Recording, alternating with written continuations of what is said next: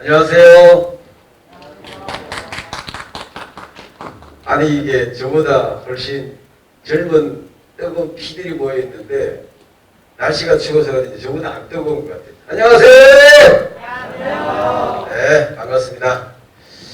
네, 저는 올해 한갑이고요. 별로 놀라지도 않네요. 이 책의 원본은 20년 전에 썼던 책이에요. 제가 40살 무렵에 제가 딸 둘, 아들 하나가 있는데 이제 다 시집 장가를 다 보냈어요. 근데 그 중에 이제 우리 막둥이가 제가 서울에서 좀 사업을 할 때 울산에 살고 있었는데 어느 날 울산 남부경찰서에서 전화가 왔어요. 저 김찬 아버님 되십니까? 예. 여기 울산 남부경찰서인데 아드님이 정보통신법 위반으로 경찰 조사를 좀 받으러 오셔야 되겠습니다. 그러는 거예요. 그래서 제가 아니 제 아들이 무슨 죄를 지었길래 경찰서에서 오라고 하십니까? 이렇게 물어보았더니 아무튼 오시면 합니다. 오실 때 아드님과 같이 오십시오 라고 하고 이제 전화를 끊으니까 옆에 있던 우리 아들의 둘째 누나가 아빠 나 그럴 줄 알았어요. 뭐? 찬이가요 게임 중독에 빠져가지고 지금 큰일 났으니까 아빠 이거 빨리 조사하고 빨리 벌 받아야 돼요. 그러는 거예요. 그래서 제가 아들을 불러서 야, 어떻게 된 일이냐 했더니 그 당시에 20년 전에 우리나라 게임 중에 가장 뛰어났던 게임이 바람의 나라라고 있어요. 아세요? 아세요? 벌써 이거 아는 분들은 게임을 좀 아시는 분이야. 근데 이 게임이 우리나라에서 최초로 유료 게임이었어. 아시죠? 근데 결제를 어떻게 하느냐? 집 전화를 가지고 결제를 하는 거예요. 전화요금에 게임료가 부과돼서 나오는 그런 구조니까 엄마 아빠가 동의를 안 해주면 어떻게 돼요? 절대 게임을 할 수가 없었어요. 그러니까 이 아이가 깨를 내가지고 쪽지가 그때 이제 컴퓨터에 막 쪽지 기능이 나와서 여기저기 이제 쪽지를 뿌려서 사기를 친 거예요. 자기보다 어린 동생한테 누구든지 게임에 바람의 나라를 공짜로 하고 싶으면 나하고 얘기하면 돼 하고 쪽지를 했더니 몇몇 친구들이 연락이 됐나 봐요. 그래서 그 아이에게 그 집 전화번호를 알려달라 그래가지고 그 친구 집에 요금이 부과되도록 6개월 동안 한 거예요. 이 어머니가 통신요금이 한 36만 원 나오니까 깜짝 놀라가지고 이제 사이버 경찰청이라고 있죠. 거기다 전화를 했더니 IP 추적을 해서 울산 범석 구라리에 있는 우리 집이 찍힌 거예요. 그래서 우리 아들이 이제 구속될 그런 위기에 처한 거예요. 그래서 경찰서에 가서 가기 전에 제가 이제 형사님한테 부탁을 했습니다. 이왕 이렇게 된 거 제가 이참에 우리 아들 버릇을 좀 고쳐야 될 테니까 좀 엄벌에 좀 처해 주십시오. 그랬더니 아버님 아시잖아요. 이게 형사 미성년자라서 이게 뭐 아버님께서 조사는 받지만 처벌은 못합니다. 그러나 아들에게 제가 따끔하게 혼을 내겠습니다. 그래서 경찰서에 가서 당장 한 30분이면 조사가 끝날 것을 우리 형사님이 2시간을 조사를 해주더라고요. 왜 그랬을까요? 왜 그랬을까요? 겁을 딱 주려고. 그리고 이제 마지막에 조사가 끝나고 아버님 이제 집에 가십시오. 아들은 조금 더 조사해야 되겠어 하고 어디로 끌고 들어가냐면 구치소 시원하고 버리는 거예요. 그러니까 우리 아들이 아빠 나 묻고 가면 안 된다고 그러길래 아들아 다른 건 몰라도 죄는 자기가 지은 거 자기가 받는 것이지 내가 대신 받아줄 수 없잖아.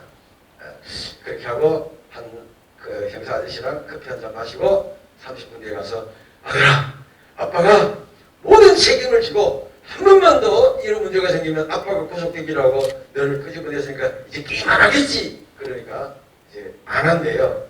그래서 아들을 무사히 구출해가지고 집으로 와서 드디어 집에 와서 텔레비도 없애버리고 컴퓨터도 없애버리고 핸드폰도 뺏어버렸습니다. 그때 이 아이는 죽는다고 소리를 지르면서도 딱 소리도 못하고 드디어 이제 애가 미쳐가더라고요. 왜 미쳐갈까요? 예? 그렇지. 게임 중독에 빠진 애가 하루아침에 게임을 못하니까 거의 뭐 이게 폐인 수준으로 가더라고요. 그래서 제가 생각도 못해서 하나뿐인 아들, 다른 둘이나 있지만 하나뿐인 아들 살려야 되겠다 싶어서 그때 제가 서울에서 청계천에 가서, 청계천에 가면 뭐가 있냐, 헌책방이 많아요. 헌책방에 가서 우리 아이가 볼만한 학습 만화책을 100권을 샀어요. 학습 만화책. 그리고 그 100권을 사가지고 너무 무거우니까 택배로 집으로 이제 붙여놓고 저는 이제 3일 뒤에 도착하는 걸로 해서 집에 갔더니 이 아이가 처음에는 미칠 듯이 이리 뒹굴 저리 뒹굴 하다가 드디어 책을 보기 시작을 했어요. 한 권을 보고 두 권을 보고 세 권을 보는데 한 달이 안 돼서 그 100권이라는 책을 다 보고 이렇게 하면 아빠 너무 재밌어요. 또 사주세요. 네, 그때부터 우리 아들이 이 책을 읽기 시작하는 습관이 들어가지고 책을 몇 권이냐, 10,000권을 읽었어요. 별로 놀라지도 않아요. 그때 우리 아들이 이 문제가 발생했을 때 제가 가끔씩 편지를 보내서 아들에게 보냈던 편지가 자그마치 75통이었어요. 그 75통을 모아서 2005년도에 이 책을 발행을 했는데 이 책이 얼마가 나가느냐, 50만 권이 팔렸어요. 많이 팔렸죠. 이러면 실감이 안 나요. 그럼 50만 권이면 인쇄가 얼마가 되느냐고 물어봐 주세요.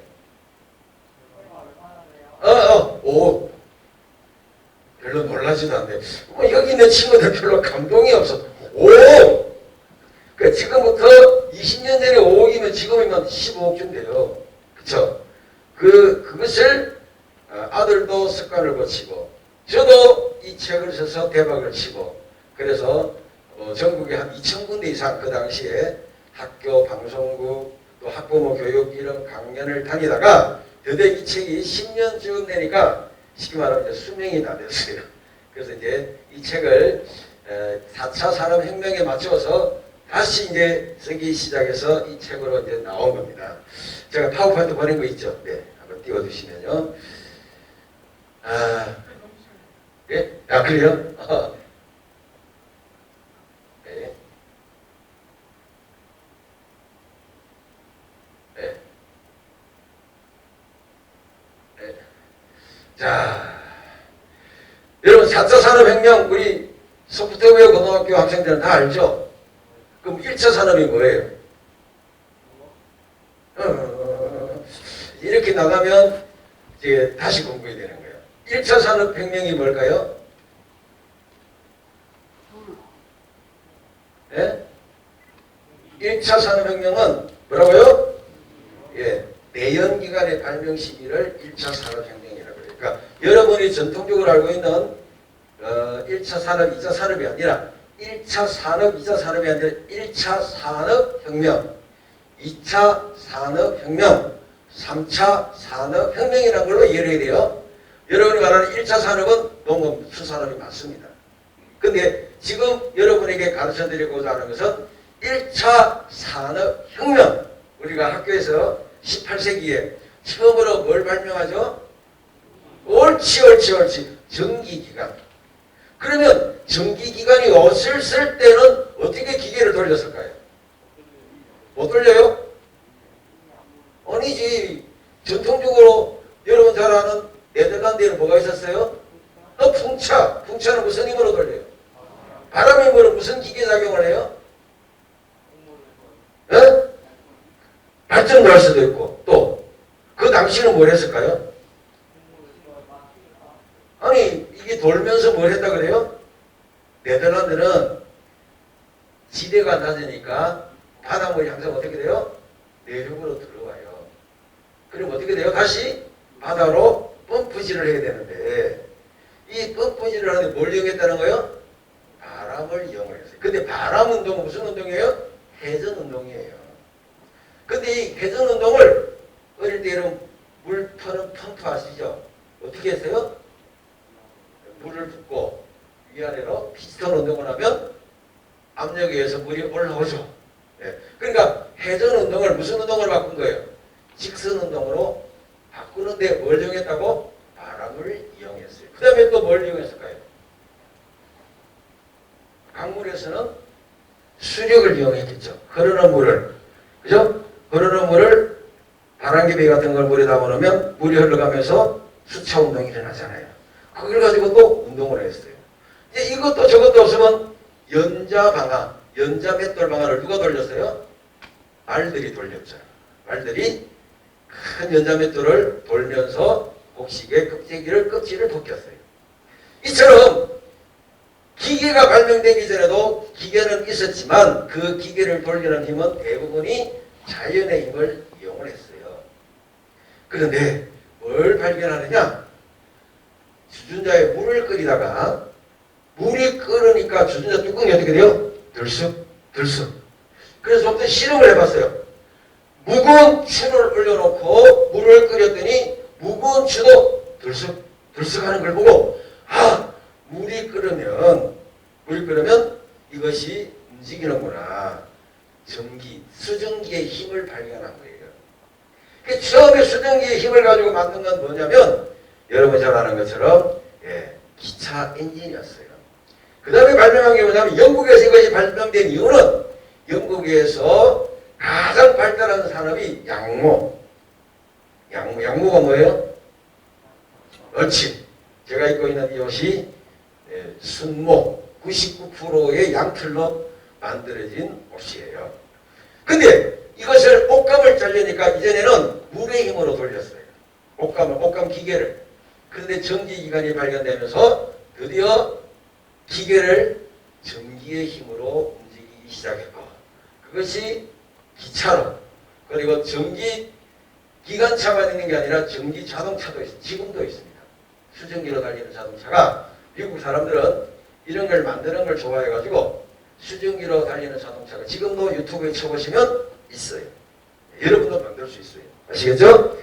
자, 이 수증기의 힘에서 한 단계 발달한 것이 뭐예요? 2차 산업혁명입니다. 뭘 발견했을까요? 전기가 아니라 전기, 일렉트릭. 전기의 힘을 발견. 전기의 힘은 사실상 누가 발명한 거예요? 테슬라 들어보셨죠? 그 다음에 에디슨 들어보셨죠?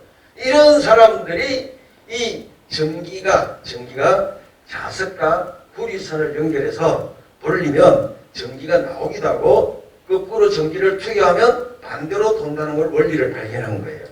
중학교 때 배웠죠? 이 무슨 법칙? 그렇지. 이 법칙대로 전류가 흐르는 걸 발견해서 드디어 수증기로 돌리던 기관차를 이제는 전기로 돌리게 되고 이 전기가 발명되면서 드디어 뭐예요?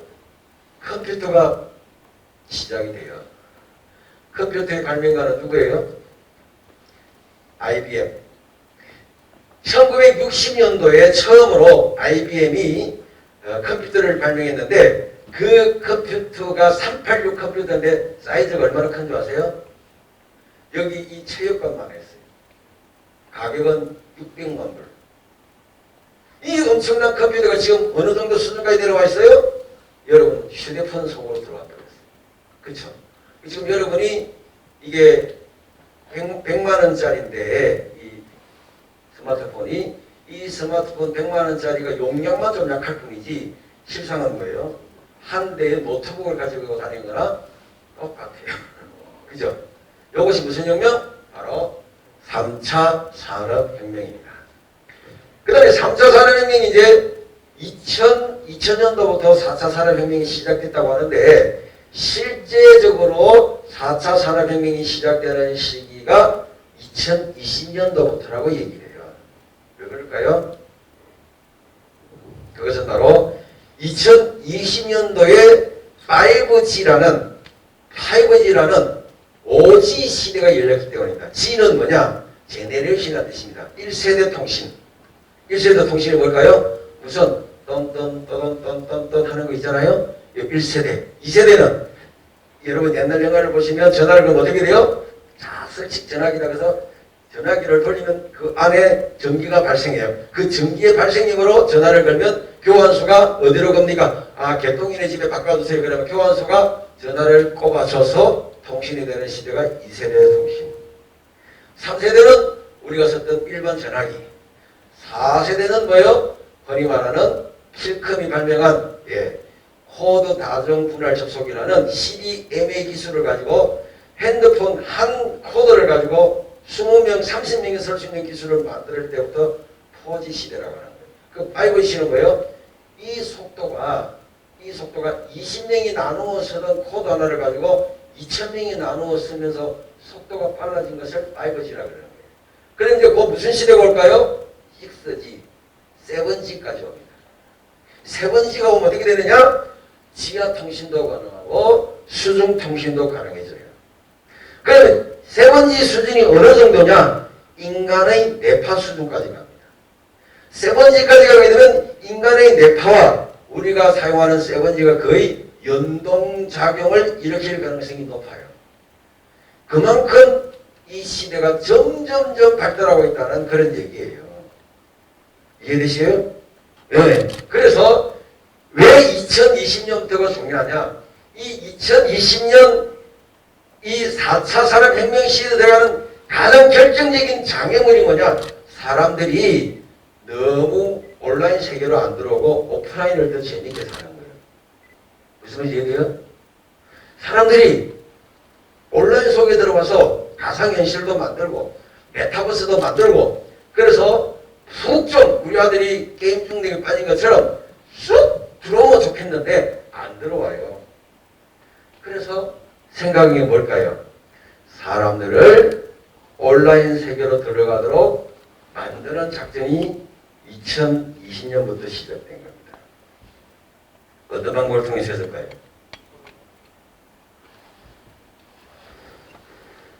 아시겠어요? 제가 힌트만 드리는 거예요. 그래서 이 현상을 우리는 팬데믹이라고 하지 않고 디지털 전문가들은 플랜데믹이라고 이야기합니다. 기획된 팬데믹이라는 거죠. 우리를 어디로 들어가라고? 온라인 세계로 들어가라고. 전에는 물건을 사면 어디로 가야 돼요? 슈퍼나 마트를 가야 돼요. 근데 지금은 다 뭘로 해요? 배달을 시켜요. 쑥 어디로 들어가고 있는 거죠? 이전보다 한 걸음 더 들어간 거예요. 어느 세계로? 가상 세계로.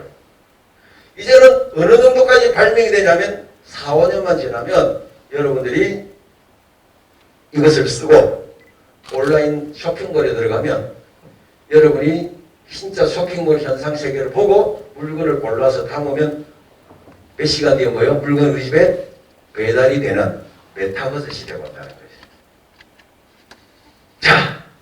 자, 이렇게 되면 필연적으로 어떤 일이 생기느냐? 직업이 바뀌게 돼요. 직업이.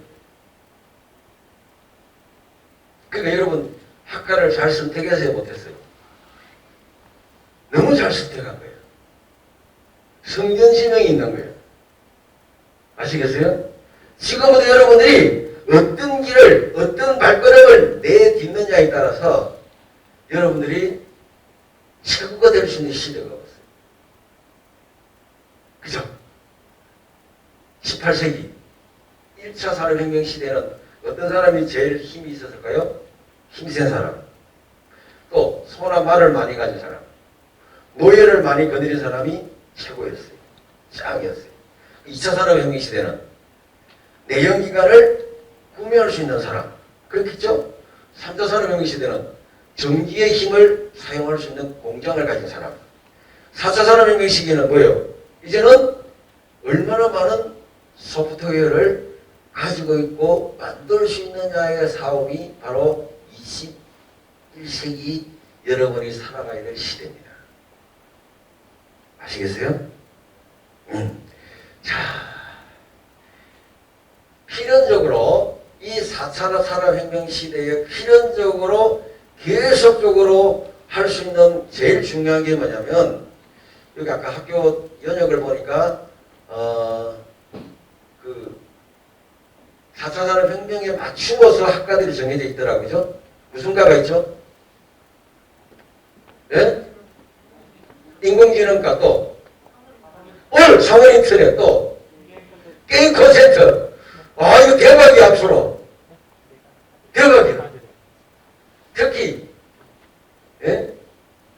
인공지능뿐 아니라 3월 인터넷이 정확하게 뭘까요? 예? 3월 인터넷. 예를 들면 지금 여러분이 앉아있는 이 의자가 3월 인터넷 기능을 가지게 되면 여러분이 이 자리에 앉는 순간에 어떻게 될까요? 출석이 돼. 이 의자가 3월 인터넷을 입었다면 3월은 뭐예요? 에브리싱이라는 뜻이에요. 그죠? 에브리싱. 그 에브리싱 안에 뭐가 들어간다고? 5G 통신이 들어간 거예요. 이해가 되죠? 앉았는데 이 친구가 지금 몸이 좀 안 좋아. 그럼 이 의자가 뭘 체크해 줄까요? 건강 체크해 줘요. 야, 얘 코로나 감기가 걸린 것 같아. 열이 37도네? 그러면 저 뒤에 있는 담당 선생님이 이 친구를 살짝 와서 어디 아프니 물어볼 수 있는 거예요. 아시겠어요? 그러면 이 하나하나의 IP가 부여가 돼요. 의자 하나하나마다. 왜? 이 독립된 IP가 부여가 돼야 누군지 알잖아요. 그렇겠죠? 네. 그렇다면 통신 횟수는 딱 정해져 있는데 어떻게 그걸 쪼개느냐는 거지. 그게 CDMA라는 기술이에요. 코드, 분할, 다중 접속. 똑같은 하나의 주파수를 시차대별로 여러 사람이 나누어 쓰는 기술이 어느 나라가 제일 발달했어요? 우리나라가 제일 발달했어요. 아시겠어요? 원천 기술을 킬컴이 가지고 있는데 그 킬컴이 가지고 있는 원천 기술을 가지고 와서 세계 최초로 CDMA 기술을 만든 나라가 대한민국이에요.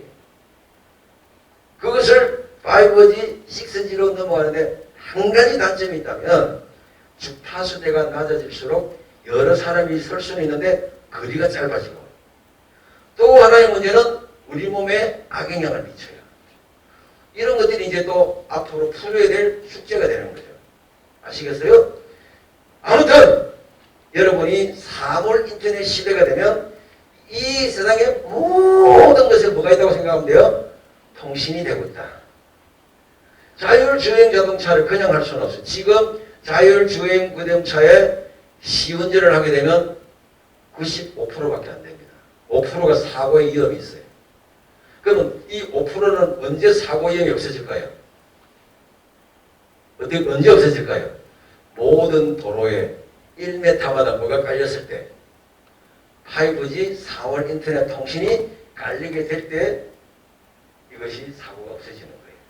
현재 주파수 가지고 또는 초음파 가지고 레이저를 가지고 거리를 측정하고 가는 것은 절대 안 된다. 그래서 우리나라에 최초로 도시 전체에 5G 라인을 까는 도시가 있어. 어딜까요? 아예 이름 자체를 스마트 도시라 해서 만드는 도시가 있어요. 오케이. 제가 세종에서 왔습니다. 세종에서도 6개 생활권 중에 5생활권이라는 곳에 처음으로 도로 전역에 5G 기술을 깔고 있어요. 아시겠어요? 자, 이런 인력이 앞으로 얼마나 많이 필요한지 모릅니다. 그러니까 먼저 눈을 뜨고 발견한 사람만이 이 미지의 신대륙을 갈 수가 있어요. 자, 그런데 앞으로 4차 산업혁명 시대가 되면 긍정적인 면도 있고 부정적인 면도 있겠죠. 그러면 긍정적인 면은 뭘까요? 네? 오케이. 친구가 제일 지금 수업에 참여도가 높은데 맞습니다. 편리성이에요. 그죠? 편해요. 근데 편하게만 하면 좋은데 또 무슨 문제가 있을까요? 네? 그렇지. 개인정보가 무한 노출이 되는 거예요. 내가 어디 갔는지 뭘 했는지 IP 추적만 하면 어떻게 돼요? 숨길 수가 없게 돼. 숨길 수가 없게 돼. 지금도 기술이 발달해서 스마트폰을 가지고 나도 모르게 위치 정보를 GPS를 켜버리면 어떻게 돼요? 어디 갔는지 내 식구들이 다 알 수 있었어요. 다 알 수 있어. 그죠? 그런데 4월 인터넷이 되면 내 자동차와 나와 이 스마트폰이 연동이 되어서 어디를 가는지를 다 알게 돼버려요. 그럼 여기에 필연적으로 뭐가 따라와야 될까요? 윤리의 문제, 도덕의 문제, 그리고 개인 자유의 문제가 반드시 따라와야 되니까 이 부분에 대하여 연구를 하는 사람들의 직업이 강화되어 있다는 거죠. 지금 누가 이 일을 하게 될까요? 법률가들, 정치가들. 이런 사람들의 역할은 4차 산업혁명 시대가 되면 더 높은 도덕과 더 높은 윤리와 더 높은 개인 보호 차원에서의 직업군들이 생길 수밖에 없게 되는 거예요. 그러면 없어질 직업은 어떤 걸까요? 4차 산업혁명 시대는 크게 이야기해서 인공지능과 로봇 시대입니다. 로봇. 그죠? 지금도 뭐 굉장히 많은 로봇들이 발견되어 있지만 지금 현대자동차에서 로봇 회사를 인수했죠. 뭐였죠 그게? 회사 이름이? 인수했던 회사 이름. 예? 크게 얘기해. 예, 보스턴. 예. 이 회사를 2조 원인가를 주고 인수를 했어요. 근데 지금 기술은 겨우 뭐예요? 물건을 들고 뛰어다니는 정도. 이것만 봐도 대단하다고 하지만 점점 이제 이것이 발달해서 안드로이드 형태로 발전하게 됩니다. 얼마까지? 2035년까지 발달하면 거의 사람의 모양으로 발달해요. 그러니까 12년만 지나면, 12, 14년만 지나면 어쩌면 얼굴 표정도 우리와 똑같은 그런 로봇이 활성화되기 시작할 겁니다. 그러면 어떤 직업부터 제일 먼저 없어질까요? 군인. 두 번째는 단순 노동자.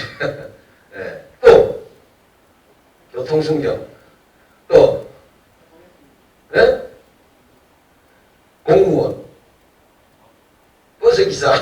지금도 대부분의 지자체에 가보시면 지하철을 운전하는 운전수가 없습니다. 누가 하고 있죠? 로봇 인공지능이 하고 있어요. 거의 다 그래요. 그러니까 지금 나는 공무원 해야지. 공무원이 우리 엄마 아빠가 그러는데 공무원이 직업이 제일 안정적이래. 이래서 고등학교 졸업하자마자 공무원 시험만 준비하면 돼요 안 돼요? 대답을 돼요 안 돼요? 안 돼요! 절대 안 돼요. 지금부터 뭘 준비해야 될까요? 과연 앞으로 4차 산업혁명 시대에 내가 참여해서 만들 수 있는 이 사물 인터넷 분야는 어딘가? 인공지능의 어떤 분야를 내가 한번 연구해 볼 것인가? 이런 것들을 지금부터 여러분이 연구하고 고민하고 준비하면 결국 여러분도 빌 게이츠, 손정의 그리고 엄청난 사람들이 될 수가 있다는 거 기억하기 바랍니다. 자,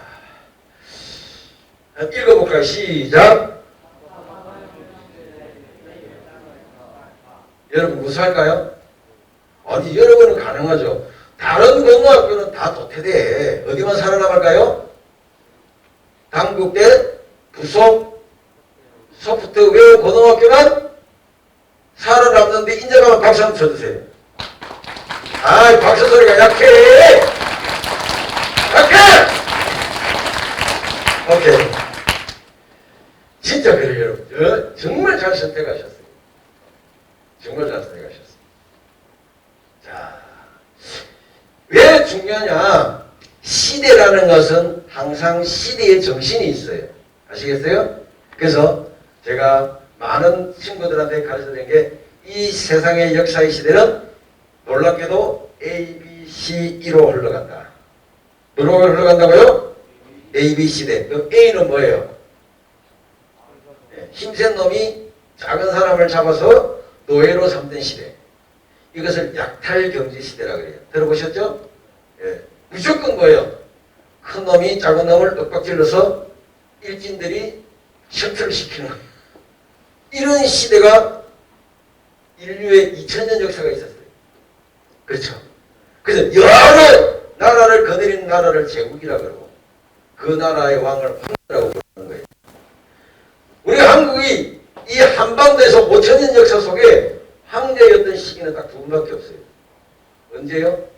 고조선 때와 고종 황제 때. 고종을 뭐라고 불러요? 황제라고 불러요. 왜? 고종이 대한민국을 만든 만든 게 아니라 대한제국이라고 했기 때문에 대한제국의 역사는 몇 년이었어요? 5년이었어요. 1905년부터 1910년까지 짧은 제국의 역사였어요. 제국이라고 말할 수 있었던 것은 울릉도, 독도, 제주도, 스시마 그리고 중강진 위쪽의 여진족 땅이 우리 영토의 제후가 다스리는 땅이다. 그래서 대한제국을 건설한 거예요. 그런데 이 A시대가 끝나버렸어요. 그 다음 온 게 뭐예요? B시대. 비즈니스. 무역시대가 왔어요. 무역은 뭐예요? 우리나라는 고려시대까지 최고의 무기가 있어요. 그게 뭐냐면 고려 인삼이었어요. 아시겠어요? 그것은 우리나라에 흔했어요. 그러나 다른 나라는 기한이 어떻게 해요? 황금하고 바꾸었어요. 이게 무역이에요. 아시겠죠? 이 비즈니스의 시대가 끝나면서 자본주의 시대가 옵니다.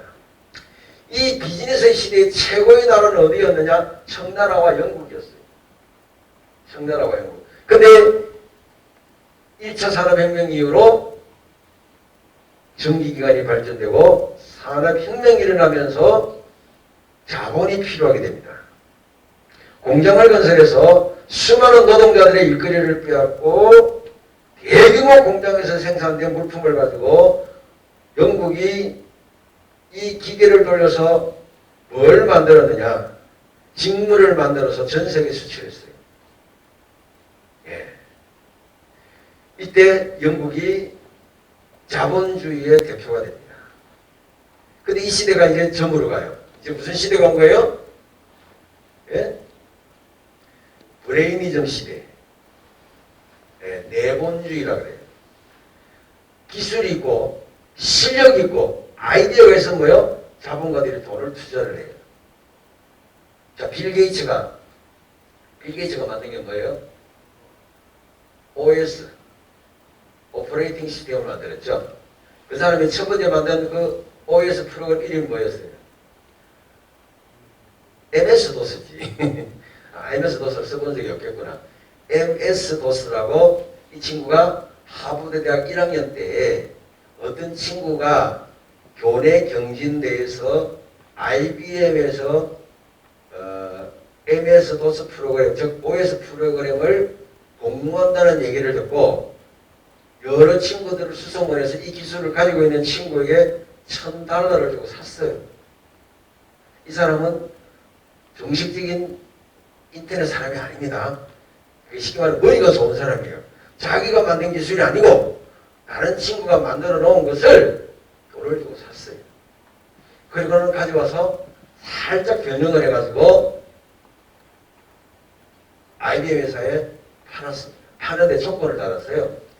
통째로 파는 게 아니고 싸게 줄 테니까 컴퓨터 한 대에 심을 때마다 돈을 달라고 했어요. 이게 대박을 친 거예요. 이해가 돼요?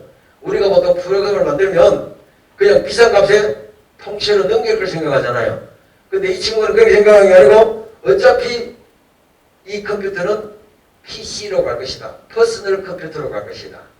모든 사람의 책상 위에 한 대씩 컴퓨터가 놓일 날이 올 것이다. 그래서 싼 값이지만 한 대당 1,000원씩 주고 판 거예요.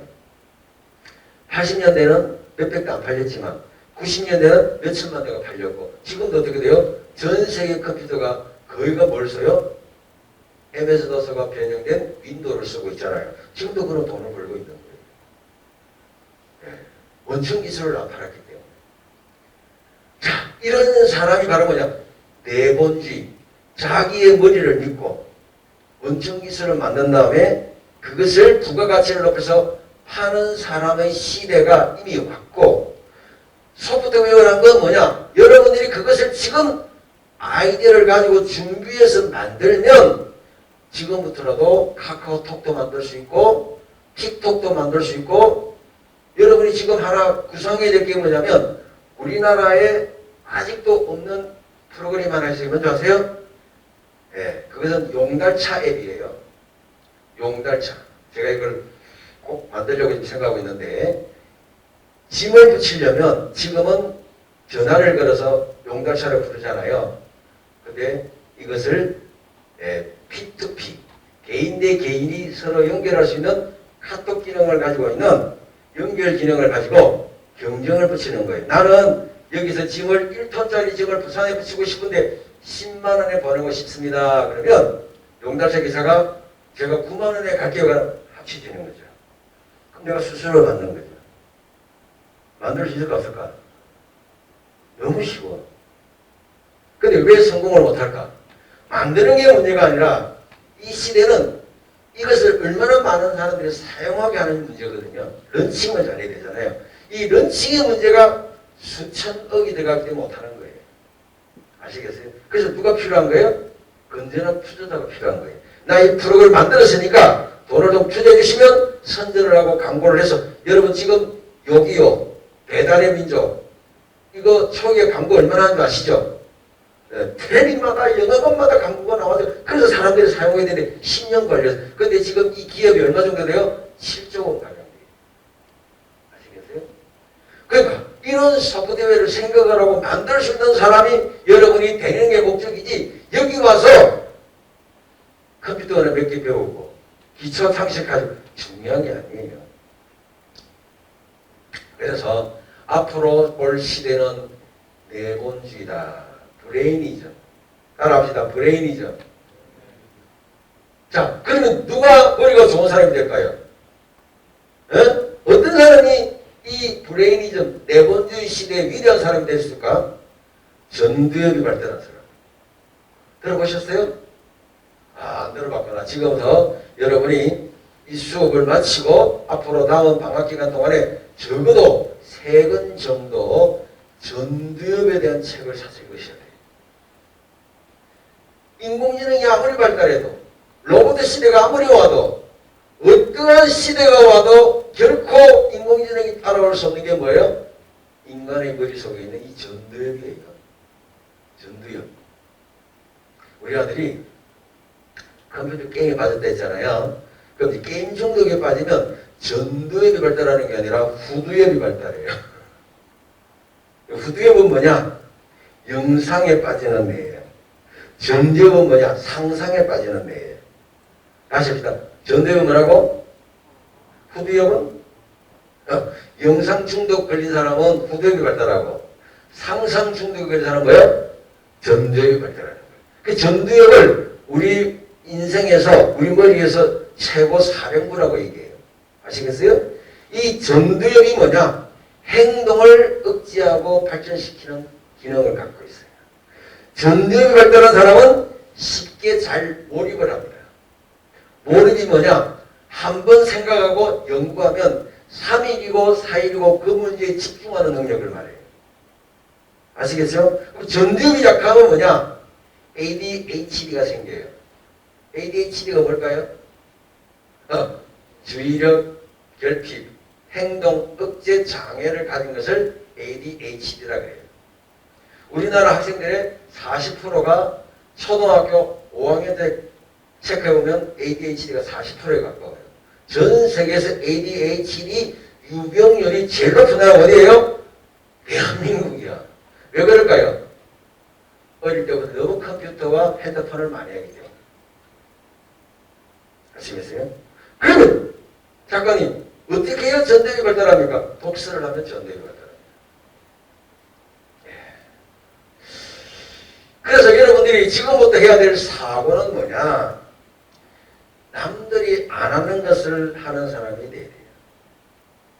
남들이 다 하는 거 하면 다 늦어요. 자, 모든 사람들이 이쪽을 향해서 앞으로 가. 그러가면 아무리 열심히 해도 실력의 차이는 나기 마련이기 때문에 하레토의 법칙상 2080이 나타나요. 20%는 상이고 80%는 항상 하위가 됩니다. 이럴 때 성공하는 방법은 뭘까요? 앞으로 가! 할 때 나는 뒤로 돌아가는 거예요. 그럼 몇 등이에요? 항상 1등이에요. 이것을 삐딱한 생각이라고 그러죠. 앞으로는 삐딱한 사람이 성공합니다. 동의하십니까? 에? 제가 예를 들어 볼게요. 지금부터 8년 전에 안타깝게도 여러분의 선배가 되는 안산의 모 고등학교 학생들이 인천에서 배를 타고 제주도로 가다가 완도 앞바다에서 침몰을 했어요. 학생들 중 475명이 배에 갇혔어요. 316명이 사망했고 176명이 살아났어요. 누가 살았을까요? 어떤 친구가 살았을까요? 그렇지, 삐딱한 놈이 살아났어요. 지금 죽은 친구는 어떤 친구일까요? 얌전하고 또 말 잘 듣고 또 말썽 안 부리고. 이 친구들은 뭐예요? 계속해서 방송에 뭐라고 나왔어요? 앉아있으라, 가만히 있으라, 곧 구조된다. 그리고 끝까지 앉아있었던 거예요. 물이 다 찰 때까지. 그런데 소위 좀 놀아본 친구들 어땠을까요? 이 뭔가 이상해. 뭔가 이상해. 벌써 기어 올라왔잖아요. 그죠? 목숨을 가르는 그 순간에는 통념이 중요한 게 아니에요. 시대가 바뀌는 시대에는 일상적인 생각이 중요한 게 아니에요. 왜 지금 시대를 혁명의 시대라고 하냐면 평범한 사고를 가지고는 여러분이 결국 남 뒤치다거리다가 인생 끝나는 거예요. 아시겠어요? 지금부터는 뭐예요? 모든 매스컴이, 모든 어른들이, 모든 사람들이 진리라고 말하는 것에 대해서 뭐라고 생각해 봐야 돼요? 일단 뭐부터 해야 돼요? 그렇지. 의심부터 해야 돼요. 지구가 평평하다 했을 때 의심한 사람이 있었어요. 그죠? 근데 갈릴레오가 반응을 하고 어떻게 돼요? 아, 지구가 둥글다는 걸 발견했어요. 삐딱하죠? 그죠? 이 친구가 뭐라고 얘기했느냐면 나는 전기로 자동차를 만들겠다. 아이디어 하나 가지고. 이 사람은 남아공화국 출신, 남아프리카 공화국 출신이에요. 근데 공부는 미국에서 했어요. 전형적인 ADHD의 삐딱이었어요. 아시겠어요? 근데 이 친구가 세 가지를 들고 나왔죠. 첫째, 전기 자동차가 앞으로 세상을 덮을 것이다. 두 번째, 우주여행을 하는데 지금 방법으로는 모든 사람이 우주여행을 할 수 없다. 우주여행을 하려면 셔틀처럼 왔다 갔다 하는 우주선을 만들어야 된다. 그래서 지금도 계속해서 어떻게 해요?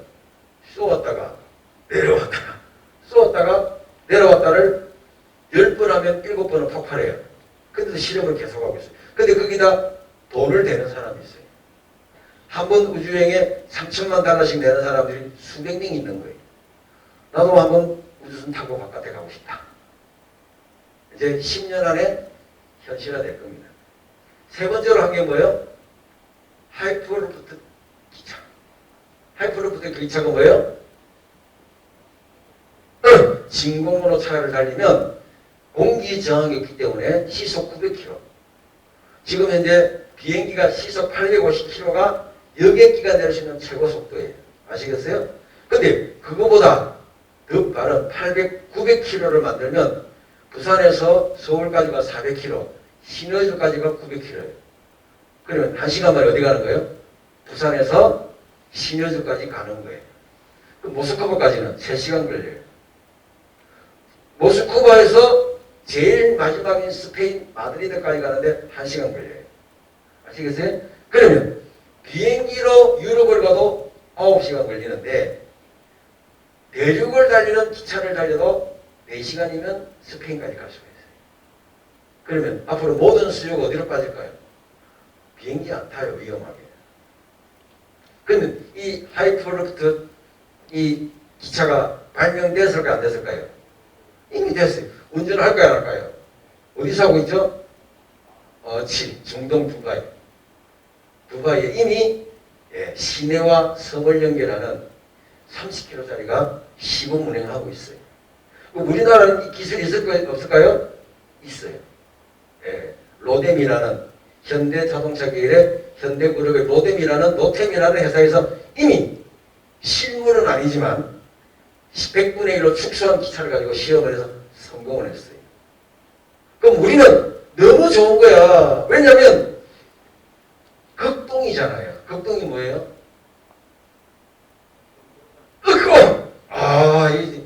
이게 강의를 하면요, 이렇게 말을 해줘야 강사가 참 재밌는데 전부 이렇게 앉아가지고 이렇게 자, 극동이란 파이스트. 끝이에요. 그 말은 동쪽이 저기까지 일본이 아니라 어디예요? 대한민국이에요. 그러면 서쪽의 끝은 어딜까요? 서쪽의 끝은 대륙을 쳤을 때 아까 말한 대로 스페인이. 영국도 있잖아요. 영국은 섬나라잖아요. 대륙의 끝이니까.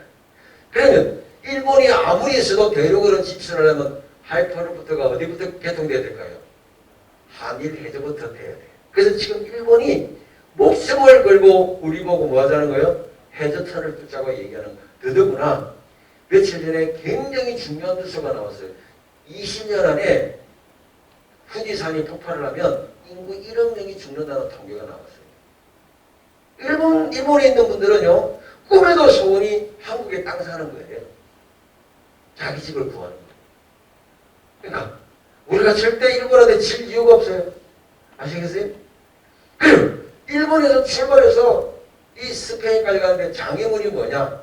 어디가 지금 장애물일까요? 북한이야. 근데 이게 앞으로 이제 정치는 반드시 무슨 문제를 해결되느냐? 좋아. 북한 지하로 지나가게 좀 해줘. 이것만 해결하면 되는 거예요. 그 대신 통행료는 줄 테니까. 그 대신 어디에 평양에 한번 세우는 걸로. 그렇죠? 그렇게 하면 해결이 되는 거죠. 더더구나 러시아가 우리한테 무슨 제안을 했느냐면 시베리아 땅을 줄 테니까 한국의 인구 1,000만 명을 이주시켜서 땅을 가져가라 그래요. 2005년도에 발표했어요. 한국 사람들이 제발 시베리아 땅 좀 가져가라. 알래스카 가져가듯이. 단 땅만 가져가는 게 아니라 이주로 좀 시켜달라. 한국 사람들이 가면 될까 안 될까요? 당연히 성공시키지. 아니 지금 달에도 기지를 만들어서 사람이 살자고 하는데 시베리아 사람 사는 공간 대한민국 사람 기술을 만들 수 있을까 없을까? 당연히 만들지. 더 멋지게. 안 그래요? 그러니까 기술만 있고 실력만 있으면 전 세계가 대한민국 경영권에 들어요. 그래서 실제로 미국에서는 여러분 대한민국이 2045년이 되면 세계 2위 국가가 된다고 발표를 했어요. 이때 한번 박수 쳐야 돼요. 2045년. 또 2045년이 굉장히 중요한 게 있어요. 뭔지 아세요? 특이점의 시대가 와요. 들어보셨어요? 특이점이 뭐예요?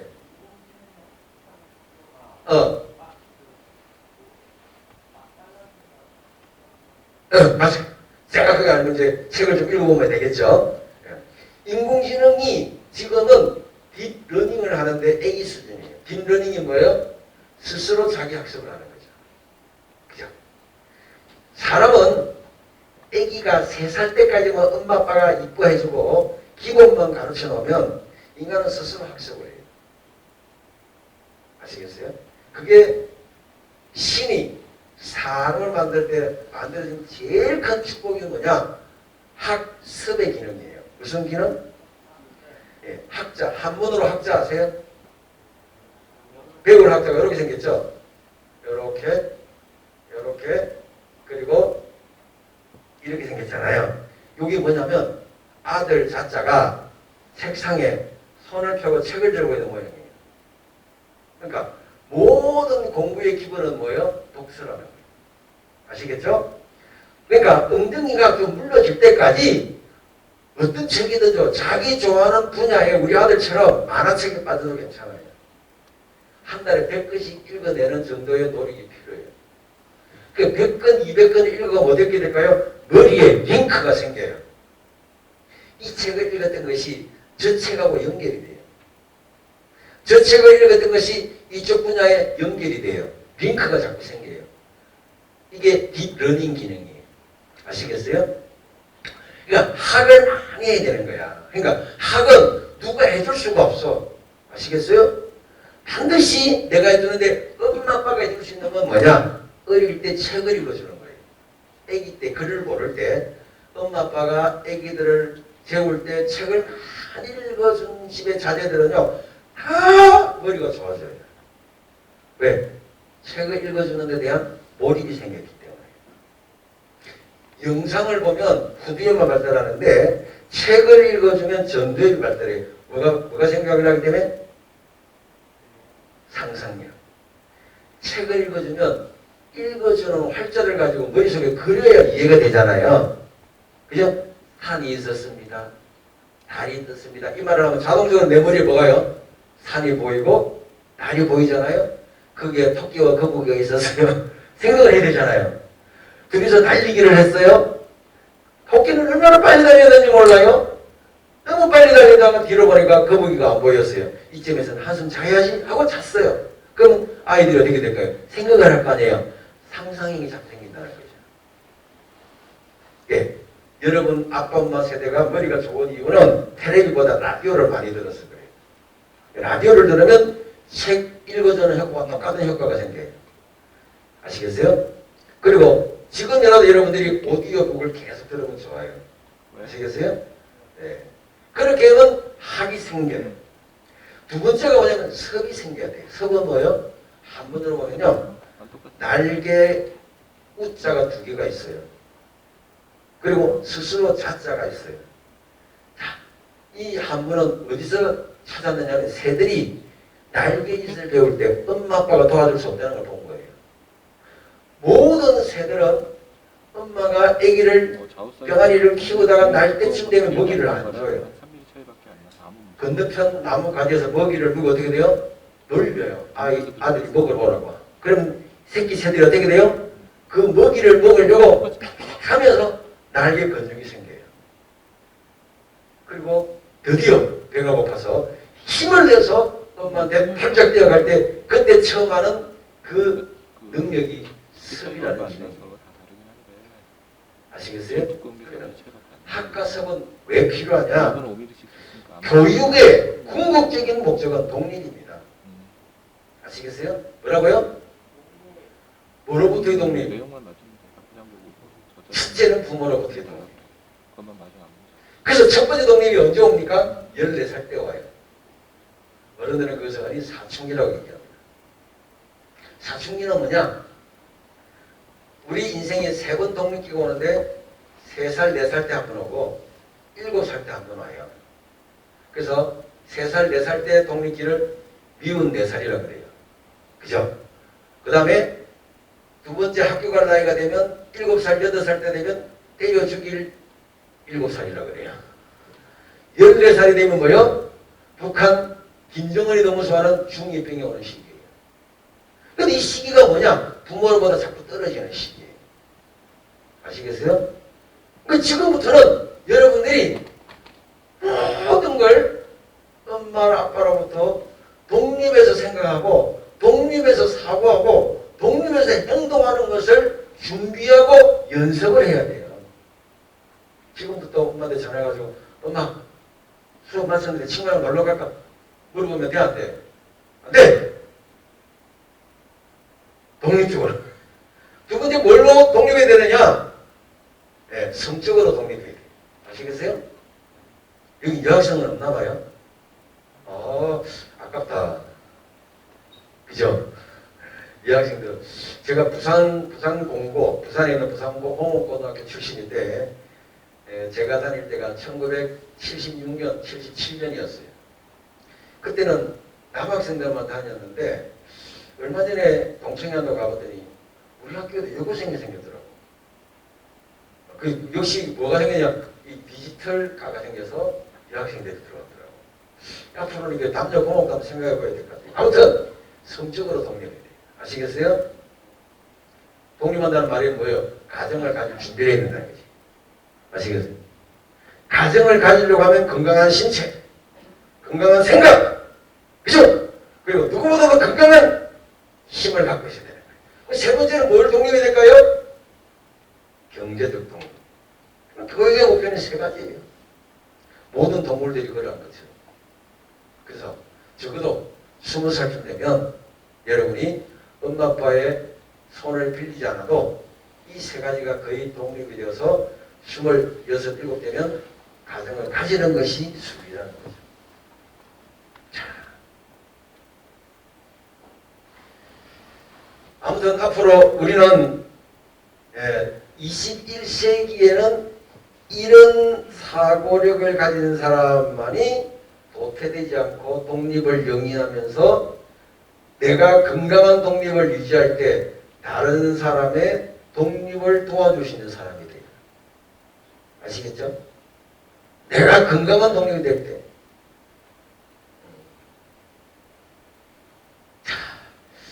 그래서 제가 이제 그동안에 책을 가만 계산해 보니까 한 120권을 썼더라고요. 별로 놀라시다며. 이제 여러분이 이제 저하고 좀 통하기 시작했습니다. 감사합니다. 120권을 썼는데 다 합하니까 100만 부가 넘어요. 판매 액수가. 아이고 감사합니다. 책만 가지고도 얼마든지 독립이 되는 거예요. 근데 지금도 현재 제 직업이 7가지, 8가지인데 이 직업 중에 이제 학교를 세우는 일을 했어요. 캄보디아, 인도네시아, 방글라데시 이런 나라에 19개 학교를 세웠어요. 이 독서 수입이 생기면 거의 다 그런 일에 썼어요. 지금도 한 4,000명의 학생들이 제 이름을 인터넷에 검색하시면 제가 활동했던 활동 건수가 10만 건이 넘게 나오는데 그중에 학교 세웠던 얘기도 쭉 나와요.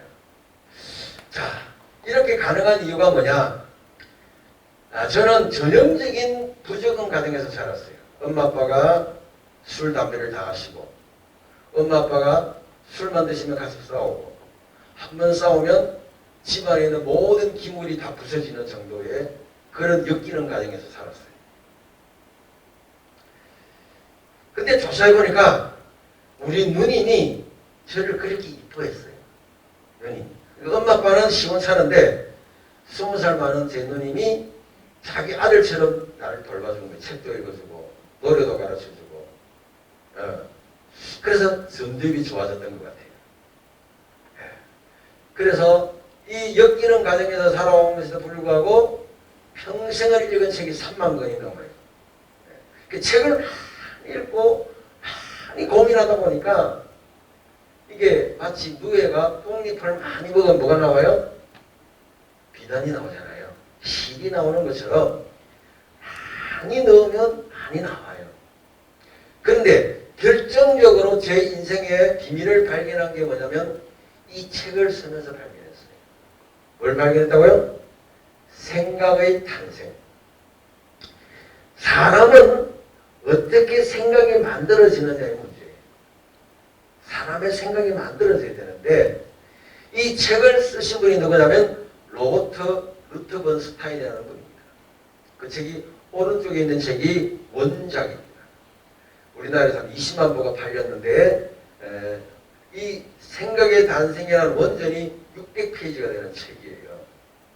이 책을 이 오른쪽에 왼쪽에 있는 이 회사에서 저에게 학생용으로 좀 각색을 해 주십시오 라고 부탁을 했어요. 둘 다 같은 회사입니다. 같은 회사이기 때문에 자기 회사 책이니까 좀 고쳐달라고 할 수 있겠죠. 그래서 제가 이 책을 여러분 나이가 읽을 수 있도록 이 책을 썼어요. 꼭 이 책을 한번 사보세요. 예. 이 책을 보시면 사람의 생각이 만들어져서 쉽게 말하면 아이디어를 만드는 방법을 말하는 거죠. 어떤 아이디어가 만들어지고 여러분이 지금 하고자 하는 모든 일들은 인공지능이 결코 따라올 수 없는 일을 하는 거죠. 그죠?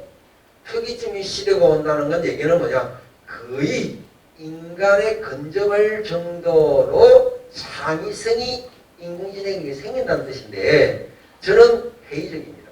아무리 인공지능이 발달해도 사람의 건더기는 이 아이디어는 만들 수가 없다. 만들어진 틀 속에서 변형은 가능해도 원천 기술은 누구밖에 만들 수 없다? 사람밖에 만들 수 없다. 그래서 이 책을 읽어야 어떤 인공지능도 어떤 로봇도 따라올 수 없는 생각을 만들 수 있는 거예요. 첫 번째가 먼저 아세요? 사람의 생각을 만들어내는 제일 첫 번째 기술이 뭐냐? 관찰이에요. 뭐라고요? 관찰. 관찰만 잘하면 아이디어가 나옵니다. 아시겠어요? 근데 요즘은 우리 친구들이 관찰할 시간이 없어요. 왜요? 너무 바빠요. 주로 어디에 바쁠까요? 스마트폰에 바빠요. 그러니까 내가 뭘 관찰하는 게 아니라 이미 연구해 놓은 사람들의 이야기를 듣다가 시간 다 보내는 거예요. 내 머리가 발달할 시간이 없어요. 이것을 디지털 치매 현상이라고 해요. 그러니까 좀 심심해야 돼요. 사람이 어떤 한 분야에 빠져서 연구를 하고 싶으면 산도 가고 바다도 가보고 혼자 있는 시간과 고독한 시간이 있고 고민하는 시간이 있어요. 근데 그런 시간이 없어졌다 그랬어요. 그리고 여기에 고민을 보태서 뭐요? 독서를 통해서 번뜩이는 아이들을 자꾸 찾아야 돼요. 자, 비댄스라는 게 있어요. 벌춤. 이 벌춤이 벌들의 서로 의사소통이라는 걸 발명한 사람이 있어요. 이 사람은 이 벌들의 춤, 비댄스를 가지고 노벨 생리학상을 받았어요. 뭘 용했느냐면 벌통역이 있는데 벌들이 꿀을 따러 가는데 항상 무리를 지어 다니는 걸 발견한 거예요. 자, 봄이 되면 많은 벌들이 있잖아요. 그럼 꽃이 피는 곳이 다를 거 아니에요? 그럼 이 벌들이 어떤 한 친구가 정찰하는 벌이 가서 꽃냄새를 맡고 꿀을 발견하면 어떻게 하냐면 와서 춤을 추는 거예요. 팔자로. 이렇게.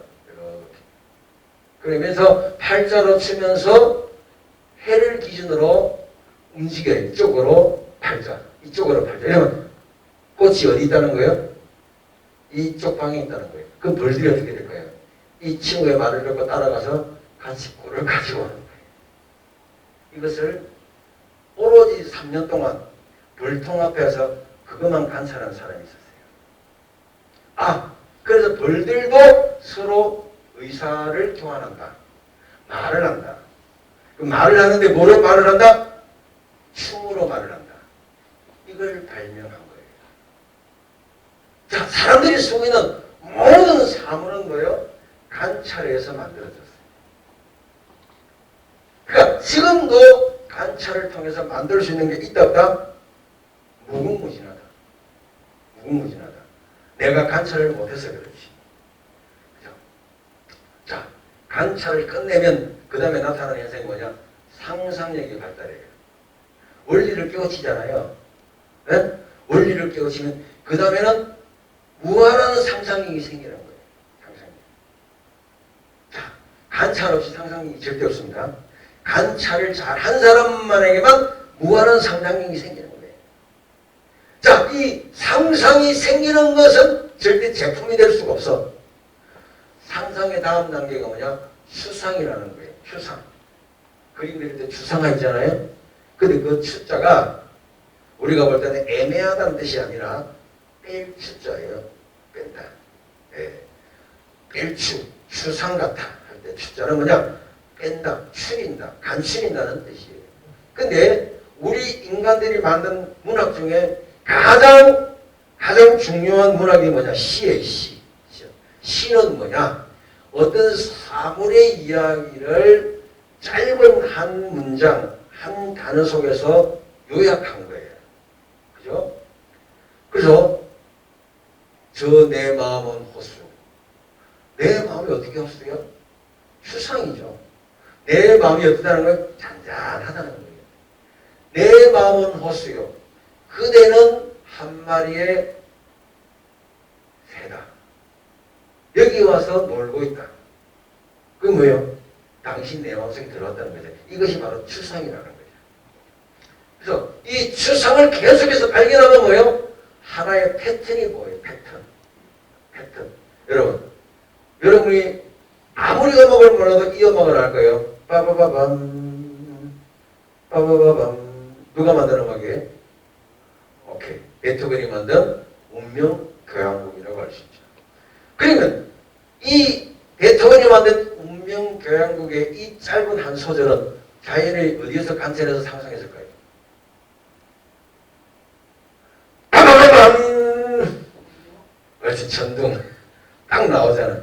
천둥 소리 하나 가지고 변조를 한 거예요. 그러니까 처음부터 끝까지 운명교향곡은 뭐예요? 빠바바밤의 연속이에요. 아시겠어요? 이것을 빠바밤이라는 것은 패턴을 발견한 거고, 이 패턴을 서로 연결하면 제품이 되는 거예요. 아시겠죠? 그래서 여러분이 이 책을 통해서 반드시 배워야 될 게 뭐냐? 어떤 이 세상에는 남들이 발견하지 못한 관찰할 것이 아직도 있다 없다? 있다. 두 번째는 그 관찰한 것을 뭐해라? 무한 상상을 해라. 세 번째는 그 상상 속에서 한 가지로 요약을 해가라. 세 번째는 그것을 패턴을 만들어라. 그리고 패턴을 가지고 놀아라. 이렇게 해서 이 책에는 13가지의 생각을 만드는 방법이 나옵니다. 이걸 깨우치면 여러분들은 아마 대한민국 최고의 소프트웨어 발명가가 될 거예요. 동의하십니까? 시간 다 됐죠? 예.